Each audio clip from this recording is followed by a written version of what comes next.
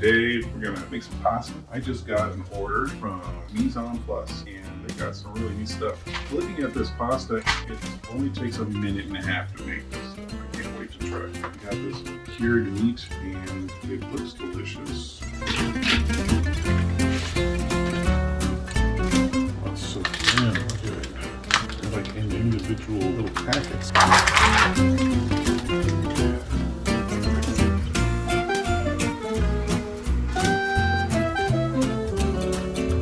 So we got extra virgin medium olive oil from Mise en Place, product of Spain.